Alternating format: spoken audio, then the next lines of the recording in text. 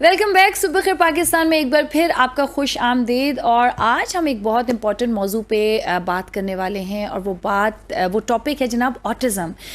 Autism एक ऐसी disease कह लें, बीमारी कह लें, या एक इस तरह की मतलब एक सिचुएशन में आजकल इस तरह के कुछ पेरेंट्स हैं या बच्चे हैं जो इसका शिकार हो रहे हैं, लेकिन इसके बारे में बहुत ज़्यादा अवेयरनेस नहीं है। आम तौर पे नॉर्मली पेरेंट्स आइडेंटिफाई तब करते हैं जब बच्चा 3 से 4 साल का हो चुका होता है, स्कूल जाने की उसकी एज हो गई होती है और वो नॉर्मल बच्चों की तरह बिहेव नहीं कर रहा होता, वो थोड़ा सा मुख्तलिफ होता है। आज जनाब हम इसी के बारे में बात करेंगे। आपका भी अगर कोई क्वेश्चन हो तो जनाब आप नंबर स्क्रीन पे दिया जा रहा होगा, प्रोग्राम में शामिल हो सकते हैं 0512331676। और अगर आपका भी बच्चा इसका शिकार है और आपका कोई सवाल है तो आप हमारे एक्सपर्ट से उसके बारे में सवाल कर सकते हैं। सबसे पहले जनाब चलते हैं गेस्ट की इंट्रोडक्शन की तरफ। आज हमने ज्वाइन किया है स्टूडियोज़ में डॉक्टर उमैर बिन ताहिर, स्पेशल एजुकेटर भी हैं। ऑटिज़म के बारे में बड़ी गहरी प्रोफाइल है इनकी, बड़ी स्टडीज़ हैं। थैंक यू सो मच जनाब doctor Umair for joining us today. उसके साथ जो स्काइप पे हमें ज्वाइन किया डॉक्टर माहीन कामरान ने, जो एक MBBS डॉक्टर हैं, MSc applied behaviour analysis UK से उन्होंने किया हुआ है। Thank you doctor Maheen, thank you so much for joining us today. सबसे पहले डॉक्टर माहीन आपकी तरफ चलते हैं और आपसे थोड़ा सा आप हमें बताइए कि ऑटिज़म है क्या, कुछ थोड़ा सा इसकी बेसिक डेफिनेशन, ताकि जो लोग हमें देख रहे हैं और थोड़ा कंफ्यूजन का शिकार है उनको थोड़ी क्लैरिटी आ सके। अच्छा जी, फर्स्ट ऑफ ऑल ऑडियंस सबको अस्सलाम वालेकुम and thank you very much for inviting me. ऐसा है जी कि सबसे पहले आपने एक वर्ड यूज किया, ऑटिज्म एक बीमारी है। मैं सबसे पहले इस चीज को यहीं रोक दूंगी। ऑटिज्म एक बीमारी नहीं है, it's a neuro developmental disorder. अब डिसऑर्डर और बीमारी, डिजीज और डिसऑर्डर में काफी डिफरेंस होता है। डिजीज में ये है कि आपने दवाई दे दी और किसी तरीके की थेरेपीज कर ली, chemo, radio, for example cancer में, तो वो चीज ठीक होने की तरफ आ जाती है, राइट। नंबर 1, ऑटिज्म बीमारी नहीं है, राइट। एक ये चीज। दूसरा ये कि ऑटिज्म में जी देखें, जब हम ऑटिज्म की बात करते हैं तो चूंकि ये एक न्यूरो डेवलपमेंटल डिसऑर्डर है, तो इसमें काफी डोमेन्स होते हैं बच्चे के जो अफेक्ट हुए होते हैं। उनमें से हो सकता है कि उसको कम्युनिकेशन के प्रॉब्लम्स हों, उसको कोई स्टीरियोटिपिक बिहेवियर्स हो, मतलब एक चीज बार बार वो कर रहा होता है। फॉर एग्जांपल से हैंड फ्लैपिंग या वोकल स्टीरियोटिपी, जिसमें वो म म म म म बस एक तकरीबन 5 मिनट के लिए तो कॉन्स्टेंटली वो लगा होगा, या इससे ज्यादा भी हो सकता है। और वो ये बच्चे सोशल इंटरेक्शन में इनकी कमी होती है, जैसे आई कांटेक्ट ठीक ना देना, अपने पेरेंट को के साथ उस किस्म की अफेक्शन ना करना जैसे न्यूरोटिपिकल नॉर्मल बच्चे जिस तरह कर रहे होते हैं, ठीक है। और इन बच्चों में जी कुछ में ये भी होता है, जब हम एक और हमने कहा ना फर्क डोमेन्स इफेक्ट होते हैं, तो उसमें एक डोमेन ये है कि बच्चों के सेंसरी डेफिसिट्स हो सकते हैं, उनमें सेंसरी डिस्टर्बेंसेस हो सकती हैं। लाइक जैसे आपने एक ऑटिज्म के बच्चे का अगर किसी का इंटरेक्शन हुआ हो तो वो बच्चे इसमें ना टैग हो ना क्लोथ्स में, वो उससे तंग हो रहे होते हैं। हमें आपको मुझे फर्क नहीं पड़ेगा, अगर एक टैग हो कमीज में तो हमें नहीं फर्क पड़ेगा, but those are just examples के they are different from the rest of the children। देखने में फ़र्क नहीं होते, लेकिन कुछ behaviors ये ऐसे इमिट करते हैं कि हम कहते हैं भाई इस बच्चे के साथ कोई मसला तो नहीं है। So this is autism जी। अच्छा, सही, ज़बरदस्त। आपकी तरफ चलते हैं डॉक्टर उमैर। अच्छा, ये मुझे बताएं कि अभी जैसे उन्होंने बड़ा अच्छा ब्रीफली बताया कि it is not a disease, it's a disorder, तो क्या इसकी कुछ टाइप्स भी होती हैं, कुछ स्टेज 1, 2, 3 आप कह सकते हैं, या डिफरेंट टाइप्स हो सकती हैं इसकी? बिस्मिल्लाहिर्रहमानिर्रहीम। Thank you ma'am. First of all मैं बाय प्रोफेशन डॉक्टर नहीं हूँ, कहते सब मुझे डॉक्टर ही है। सही, fine, I wanted to clarify जी। ऑटिज्म में एक डेवलपमेंटल डिसऑर्डर है as explained by doctor Maheen, और इसमें डिफरेंट लेवल्स होते हैं, टाइप्स होती हैं। डायग्नोस्टिक टूल्स के साथ जब हम उनको देखते हैं एज अ प्रोफेशनल एंड, तो उसमें क्या होता है कि उसमें ADHD आ जाता है, ADD आ जाता है, सोशल कम्युनिकेशन डिसऑर्डर आ जाता है।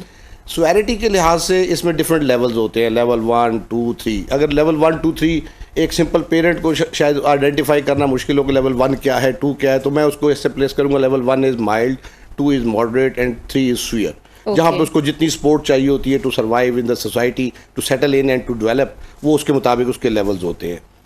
और टाइप्स के हवाले से बेसिकली अगर जनरल क्लासिफिकेशन में हम देखें तो एक एक्चुअल ऑटिज़म होता है जो कि बाय बर्थ ही होता है, उसमें जीन्स का कुछ रोल होता है, 5 टाइप्स ऑफ जीन्स यहाँ तक स्टडी है हमारे पास सही कि वो पार्टिसिपेट करते हैं उसकी बच्चे की डेवलपमेंट के लिए। ये बाय बर्थ साइंस नज़र आते हैं, अर्ली डेवलपमेंटल साइंस जो होते हैं बच्चे के हैं वो डिफरेंट होते हैं एक आम बच्चे से। सही। दूसरी टाइप इसमें रिग्रेसिव टाइप ऑफ ऑटिज्म कहलाती है। रिग्रेशन में मोस्टली 1.5-2 साल पे, 5 साल पे, 12-13 साल पे भी रिग्रेशन हो सकता है ओके कि एक बच्चा बिल्कुल नॉर्मली परफॉर्म कर रहा था, all of a sudden over the night वो उठता है तो वो अपना बोलना भूल जाता है, लिखना भूल जाता है और बिहेवियरल सही। इश्यूज आ जाते हैं। This what also happens. सही। रिग्रेशन में अगेन इसमें एनवायरमेंटल फैक्टर्स कुछ बड़े इंपॉर्टेंट हैं जो कि समझने हमारे लिए बीइंग पेरेंट बड़े ज़रूरी हैं कि कौन से फैक्टर्स हैं जो ऑटिज़म को एग्रवेट करते हैं। उसमें प्रोसेस फूड जितना रोल प्ले करता है हाइपर एक्टिविटी के लिए, कंसंट्रेशन के लिए, वो ऑटिज़म के जो फीचर्स होते हैं, सिम्टम्स होते हैं, उनको बढ़ा देता है। सही। प्रोसेस फूड में क्या आ जाता है, ऑयल्स प्रोसेस्ड हैं, देन उसमें शुगर प्रोसेस्ड है, आर्टिफिशियल फ्लेवर्स, फूड कलर्स, ये जिन चीज़ों में भी है जिसमें बेकरी आइटम आ गए, chocolate, ice cream, juices, cold drinks, ये सब उसी में फॉल करते हैं, वो उसको बढ़ाते हैं। One thing. सेकंड जो उसमें रोल प्ले करता है दैट इज स्क्रीन्स।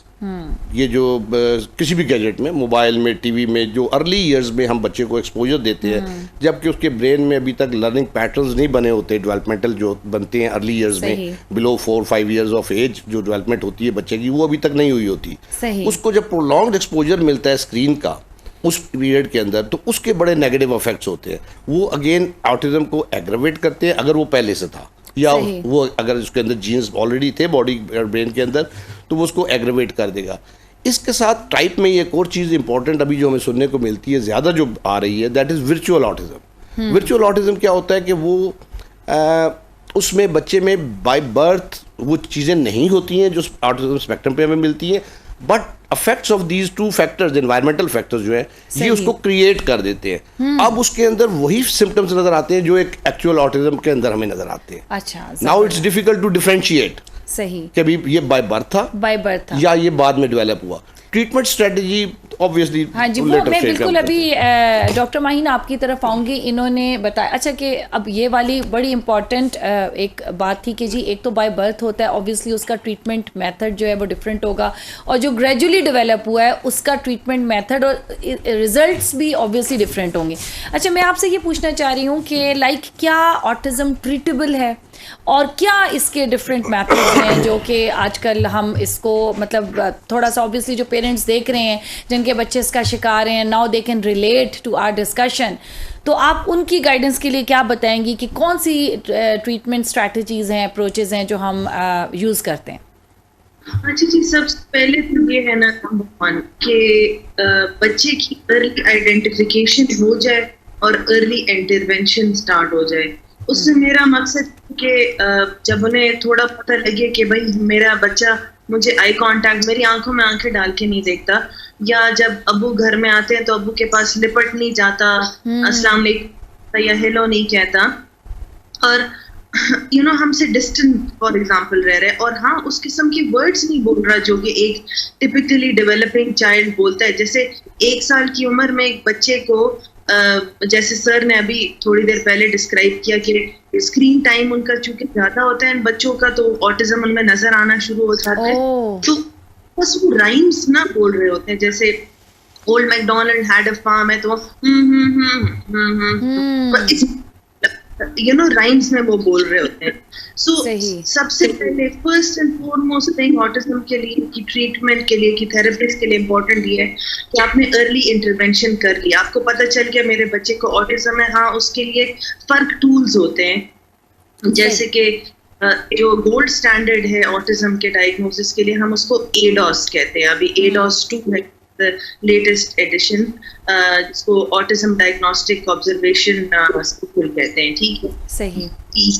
इसके थ्रू बहुत टेस्ट है, बट इसके थ्रू हम पता कर लेते हैं कि बच्चे में ऑटिज्म है या नहीं है। मतलब जैसे सर ने कहा माइल्ड, मॉडरेट, सिवियर। जी, आवाज़ आनी डॉक्टर माहीन की बंद हो गई है। चलते हैं सर आपकी तरफ। अच्छा, आप मुझे ये बताइए कि क्या ये जो इसकी जो डेवलपमेंट है वो नॉर्मल बच्चे की तरह फिर हो सकती है अगर आप ट्रीटमेंट स्टार्ट करें, और ख़ास तौर पे जो लेटर स्टेज में बच्चे एकदम से ऑटिज़म का शिकार हो जाते हैं किसी भी दूसरे अदर देन जेनेटिक डिसऑर्डर के साथ, तो आप समझते हैं कि जो इसकी डेवलपमेंट है उसमें कितना डिले आ सकता है या नॉर्मल हम उसको लेकर के चल सकते हैं? एट पेरेंटल एंड सबसे बड़ा कंसर्न ये होता है कि ये बच्चा मेरा जो है नॉर्मल लाइफ में आ जाएगा या नहीं आएगा, at any stage whatsoever the age of the child is. Obviously, we should never be disappointed as far as the recovery of the child is concerned, for the reason कि उसमें बहुत बड़ी examples हैं हमारे पास जो बच्चे बहुत सीवियर ऑटिज्म पे भी थे, वो भी नॉर्मल लाइफ में आ जाते हैं, they lead a normal life. ये थोड़ा सा डिपेंड कर रहा होता है. एक तो सबसे पहले अर्ली इंटरवेंशन बड़ी इंपॉर्टेंट होती है, क्योंकि ब्रेन की जो डेवलपमेंट बिलो 4 years होती है, लेटर स्टेज वो सिनेप्सेस उस तरह से डिक्रीज कर जाते हैं. अब वो उसकी लर्निंग के चांसेस जो है वो स्लो हो जाते हैं, स्टडीली ग्रेजुअली जो है वो स्लो होते जाते हैं. तो जितना डिलेड एज के अंदर उसको एड्रेस करते हैं उतने उसमें चीज़ें रिकवरी के हवाले से स्लो हो जाती हैं. फ़र्क ज़रूर पड़ता है, इंप्रूव ज़रूर करता है. Even at the age of 15 भी अगर अब किसी चीज़ को हम एड्रेस करते हैं तो वो मैनेजमेंट वाली साइड पे आता जाता है, सही इंप्रूव करता जाता है. लेकिन अगर हम फुल रिकवरी की बात करते हैं कि भाई एक 100% रिकवरी उस बच्चे के अंदर, तो उसके चांसेस जो बिलो 5 years हैं वो बिलो 10 years पे रिड्यूस हो जाते हैं. फिर उसमें ट्रीटमेंट अप्रोच आपकी क्या है, this also matters a lot. Treatment approach में देखें, जैसे कि ये एक अनटर्न्ड स्टोन है ऑटिज्म, बहुत सारी चीज़ें इसकी अभी तक कंक्लूजन्स में नहीं आई हैं, तो इसमें ट्रीटमेंट अप्रोच के तौर पे बहुत सारी स्ट्रेटजीज हैं ग्लोबली जो हमें मिलती हैं. Somebody goes for the diet intervention, someone prefers therapeutic. अच्छा, डाइटरी इंटरवेंशन को आप बड़ी इंपॉर्टेंस दे रहे हैं, आपने पहले भी कहा. ये बहुत इंपॉर्टेंट इसलिए कि आजकल जो हम लोगों के अतराफ में जो बच्चे खा रहे हैं, व्हाट यू ईट, ये एक बहुत इंपॉर्टेंट सी चीज़ है, एक फिनोमेना है. लेकिन इसको हम शायद इतनी इंपॉर्टेंस नहीं दे पा रहे. हमारे डोर स्टेप के ऊपर अब तो चीज़ें 1 click अवे हैं. ये जितना जंक फूड है, और ये बहुत ज़्यादा इंपॉर्टेंट पार्ट है. इसके साथ साथ दूसरी एक और इम्पॉर्टेंट चीज़ है पेरेंटिंग. पेरेंटिंग में बड़ा इम्पॉर्टेंट एस्पेक्ट है डेवलपमेंट के. For any child, neurotypical child के लिए भी पेरेंटिंग बड़ी इंपॉर्टेंट होती है. For instance I will just like to explain कि अगर हम एक बच्चे की छोटे होते हुए जब वो जिद करता है, हम उसकी हर बात मानते रहते हैं, तो वो उसका रिजल्ट क्या होगा कि he will get used to कि मेरी विल और विश जो है पूरी होती है, और फ़ौरन पूरी होती है, हम उसकी पूरी करते हैं. At any stage of life later on, once उसके ब्रेन में ये डेवलपमेंट होगी कि मेरी बात पूरी होगी, लेटेस्ट स्टेज पे जब हम उसको किसी चीज़ से रोकना चाहते हैं या नो करते हैं, for example, he will not accept. लेकिन पता है इसमें एक्सक्यूजेस क्या दी जाती हैं? बड़ी इंपॉर्टेंट एक चीज़ है कि जब भी मदर्स को या किसी को ये कहा जाता है कि यार इसको रोको, इसको समझाओ, तो कहते हैं अभी छोटा है, अभी बच्चा ये नहीं समझ सकता, उसको नहीं पता. तो इस चीज़ का क्या जवाब दिया जाए? ये बिल्कुल सही अप्रोच है, अभी छोटा है. लेकिन पॉइंट इज दिस कि अगर एक बच्चे में हमें डिले नज़र आ रहा हो डेवलपमेंट में, उसमें रेपिटेटिव बिहेवियर्स नज़र आ रहे हों, ये तो बहुत अर्ली साइंस होते हैं जो कि रेपिटेशन नज़र आ जाती है ना, लाइन अप करना, टावर अप स्टैकिंग करना, स्टीरियोटाइप जो उसकी मूवमेंट्स होती हैं, ये सारी रेपिटेशन में फॉल करती हैं. वर्बल या वोकल रेपिटेशन है, ये नज़र आ जाती हैं. जिस बच्चे में रेपिटेटिवनेस हो, जिसमें लैक ऑफ अंडरस्टैंडिंग हो, जो कि अपनी एज के अप्रोप्रिएट इंस्ट्रक्शंस को फॉलो नहीं कर रहा, उस बच्चे को अगर हम ये अलाउंस देंगे जो आपने फरमाया कि जी अभी तो ये छोटा है, बड़ा होगा तो ठीक हो जाए, वो बड़ा होकर भी रिपीट करेगा. वो बड़ा होकर भी उसकी अंडरस्टैंडिंग डिले में है, तो वो उस अपनी एज के अप्रोप्रिएट उस चीज़ को नहीं अंडरस्टैंड करेगा. This is very important point two understand कि एक नॉर्मल टिपिकल बच्चा जो अपनी डेवलपमेंट में नॉर्मल है, स्पीच में, कम्युनिकेशन में, अपनी अटेंडिंग स्किल्स के अंदर, अपने बिहेवियर्स के अंदर, वो नॉर्मल डेवलपमेंट में वो एक ऐसी चीज़ शो भी करता है तो will ignore, but not for the child. अच्छा डॉक्टर माहीन, आपसे मेरा ये सवाल होगा कि एक तो मेडिसिन्स का क्या रोल होता है, मेडिकेशंस आप लोग कब स्टार्ट करते हैं, और पेरेंट्स को जब ये समझ आ जाए कि अच्छा ओके नाउ इट्स देयर, एक फैक्ट है, रियलिटी है, कैसे उसको फेस करना है? अच्छा जी, ऐसा है दैट मेडिसिन्स तो थेरेपीज इसका इलाज है, मेडिसिन्स नहीं. जैसे कि हम बोले ना कि हमने पैनाडोल खा ली और हमारा बुखार नीचे आ गया. मेडिसिन्स पर ये कंट्रोवर्सी है कि पेरेंट्स कहते हैं भाई इसका कोई दवाई है कि हम इस ऑटिज्म को या ख़त्म कर सके, कम कर सकें. नहीं, हाँ रिसर्च में है. जैसे there is a medicine by the name of ब्यूकोपेरॉन, वो अभी क्लिनिकल स्टेजेस में। देखिए जी डॉक्टर साहब, अभी वक्त हुआ जाते एक छोटे से कमर्शियल ब्रेक का। आपका बहुत बहुत शुक्रिया, वक्त हमारे पास बिल्कुल कम है। डॉक्टर उमैर, आपका बहुत बहुत शुक्रिया। इंशाल्लाह will bring this topic once again also, लेकिन अभी मिलते हैं एक छोटे से ब्रेक के बाद। Stay with us.